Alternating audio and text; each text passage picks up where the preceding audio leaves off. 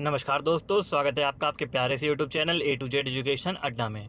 तो दोस्तों, जैसा कि आपका सीटेट का एग्ज़ाम होने वाला है और उसी के लिए हम लोग यहाँ पे आपके लिए सब्जेक्ट वाइज क्वेश्चन की बात कर रहे थे। और आज की इस वीडियो में हम आपके हिंदी यानी हिंदी भाषा के 30 महत्वपूर्ण प्रश्नों पर चर्चा करने जा रहे हैं, जो कि आपका सीरीज 7 होने वाला है।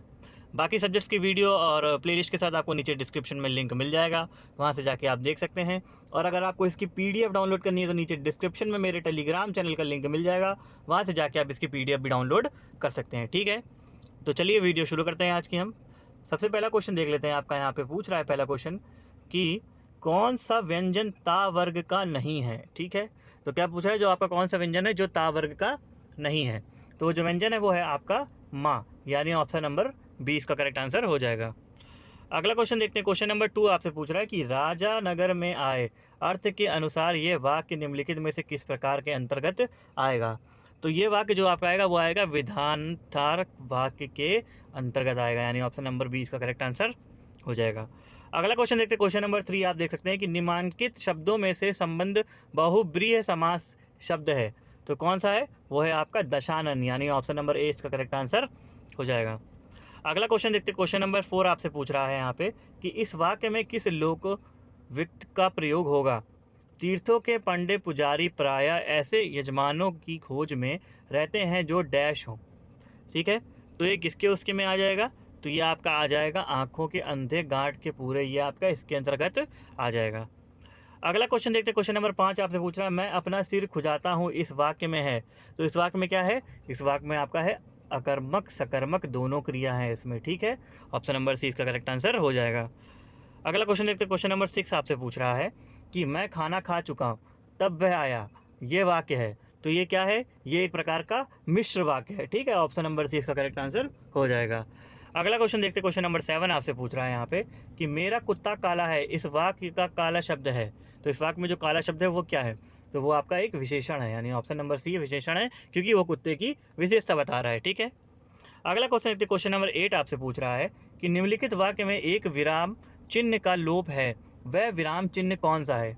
वाक्य जो है आपका वो है आप एक ऐसे मनुष्य की खोज कराइए जिसने कभी दुख का नाम ना सुना हो। ठीक है, तो इसमें जो चिन्ह का प्रयोग किया गया है वो आपका किया गया है पूर्ण विराम चिन्ह का, यानी ऑप्शन नंबर डी का। ठीक है, अगला क्वेश्चन देखते हैं। क्वेश्चन नंबर 9 आपसे पूछ रहा है यहाँ पे कि संस्कृत के मूल शब्द जो हिंदी भाषा में प्रचलित हैं वह कहलाते हैं, तो वे कौन से शब्द हैं, वो हैं आपके तत्सम शब्द, यानी ऑप्शन नंबर सी इसका करेक्ट आंसर हो जाएगा। अगला क्वेश्चन देखते हैं। क्वेश्चन नंबर 10 आपसे पूछ रहा है कि एक अनार 100 बीमार, यह एक क्या है, तो यह एक लोक तिथि है। ठीक है, ऑप्शन नंबर डी इसका करेक्ट आंसर हो जाएगा।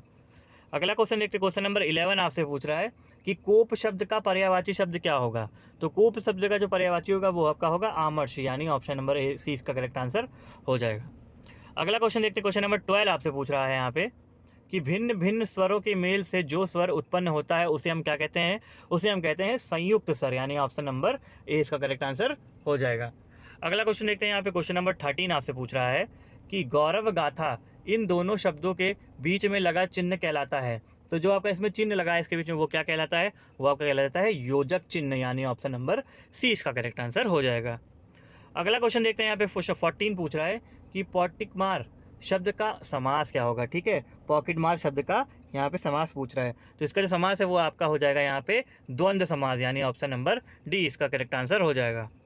अगला क्वेश्चन देखते हैं। क्वेश्चन नंबर 15 आपसे पूछ रहा है कि प्रधान अध्यापक की बातें सुनकर मैं शर्म के मारे चुप हो गया, रेखांकित वाक्य वंश का भाव किस मुहावरे से व्यक्त होता है। तो जो आपका ये वाक्य जो रेखांकित है ये किस यहाँ पे मुहावरे से वो करता है, मैच करता है, आपको ये बताना है। तो वो जो मुहावरा वो है आपका अपना सा मुँह लेकर रह गया। ठीक है, ऑप्शन नंबर 20 का करेक्ट आंसर हो जाएगा। अगला क्वेश्चन देखते हैं। क्वेश्चन नंबर 16 आपसे पूछ रहा है कि आंखें दिखाना मुहावरा किस अर्थ के प्रयुक्त होता है। तो ये मुहावरा जो आपका प्रयुक्त होता है वो आपका होता है क्रोध से देखना, यानी ऑप्शन नंबर डी इसका करेक्ट आंसर हो जाएगा। अगला क्वेश्चन देखते हैं यहाँ पे 17 कि कहूँ रावण रावण जग केते पद में रावण शब्द का प्रयोग क्रमशः हुआ है, तो किस प्रकार हुआ है, वो आपका हुआ है व्यक्तिवाचक संज्ञा एवं जातिवाचक संज्ञा के रूप में, यानी ऑप्शन नंबर सी इसका करेक्ट आंसर हो जाएगा। अगला क्वेश्चन देखते हैं। क्वेश्चन नंबर 18 आपसे पूछ रहा है यहाँ पे कि भगवत व्यक्ति के में संधि है, तो इसमें कौन सी संधि है, इसमें आपका व्यंजन संधि है, यानी ऑप्शन नंबर सी इसका करेक्ट आंसर हो जाएगा। अगला क्वेश्चन देखते हैं, क्वेश्चन नंबर 19 आपसे पूछ रहा है कि अनुकरणीय में लगा है प्रत्यय, तो इसमें कौन सा प्रत्यय लगा है? इसमें आपका लगा है इकीय प्रत्यय यानी ईय प्रत्यय। ऑप्शन नंबर डी इसका करेक्ट आंसर हो जाएगा। नेक्स्ट क्वेश्चन देख लेते हैं, यहाँ आपसे पूछ रहा है क्वेश्चन नंबर 20 कि वर्तनी की दृष्टि में कौन सा शब्द सही है? तो कौन सा शब्द वर्तनी की दृष्टि में सही है? वो है आपका द्वंद्व। द्वंद्व यानी ऑप्शन नंबर डी इसका करेक्ट आंसर हो जाएगा। अगला क्वेश्चन देखते हैं, क्वेश्चन नंबर 21 पूछ रहा है कि किसी वाक्य के अंश को हम निम्नलिखित में से क्या कहेंगे? तो हम क्या कहेंगे? इसको कहेंगे हम पदबंध यानी ऑप्शन नंबर ए इसका करेक्ट आंसर हो जाएगा। अगला क्वेश्चन देखते हैं, क्वेश्चन नंबर 22 पूछ रहा है कि रहमन पानी राखिए बिन पानी सब सून, पानी गए न उतरे मोती मनुष्य चून, इसमें शब्द व्यक्ति पहचानिए। ठीक है, इसमें कौन सी शब्द शक्ति है वो पहचाननी है, तो ऑप्शन नंबर डी इसका करेक्ट आंसर हो जाएगा, व्यंजना शब्द शक्ति यानी ऑप्शन नंबर डी।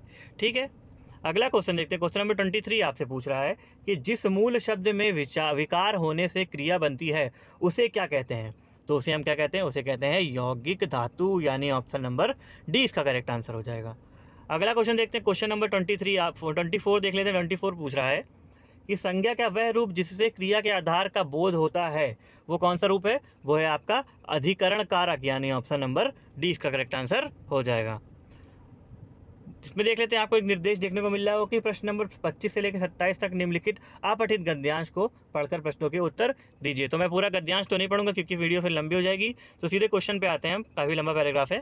क्वेश्चन देख लेते हैं यहाँ पे कि जीवों और उनके पर्यावरण की परस्पर क्रियाओं का अध्ययन कहलाता है, तो वो क्या कहलाता है? इट्स मतलब ये एक जेन्युइन क्वेश्चन है, कोई ज़रूरत भी नहीं है, इसको हम कहते हैं इकोलॉजी। ठीक है, ऑप्शन नंबर ए इसका करेक्ट आंसर हो जाएगा। अगला क्वेश्चन देखते हैं, क्वेश्चन नंबर 26 आपसे पूछ रहा है कि पृथ्वी का पर उपस्थित समस्त इकोतंत्र को सम्मिलित रूप से कहते हैं, तो इसको हम क्या कहते हैं? इसको हम कहते हैं जैव मंडल यानी ऑप्शन नंबर बी इसका करेक्ट आंसर हो जाएगा। अगला क्वेश्चन देखते हैं, क्वेश्चन नंबर 27 आपसे पूछ रहा है कि पारिस्थितिक तंत्र या इको तंत्र का ये घटक नहीं है, तो कौन सा घटक नहीं है? वो है आपका परमाणु ऊर्जा, जो कि आपका पारिस्थितिक तंत्र और इको तंत्र का घटक नहीं कहलाता है। ऑप्शन नंबर सी इसका करेक्ट आंसर हो जाएगा। क्वेश्चन नंबर 28 देख लेते हैं यहाँ पे कि पढ़ने को दैनिक जीवन की ज़रूरतों से जोड़ता यह किस भाषाई कौशल का उद्देश्य है? तो ये जो है ये आपका है पठन कौशल का उद्देश्य यानी ऑप्शन नंबर डी इसका करेक्ट आंसर हो जाएगा। क्वेश्चन नंबर 29 देख लेते हैं यहाँ पे कि लेखक कौशल में संबंधित नहीं है, तो लेखक कौशल से संबंधित नहीं है, वो है आपका विचारों के बीच संबंध स्थापित करना यानी ऑप्शन नंबर डी इसका करेक्ट आंसर हो जाएगा।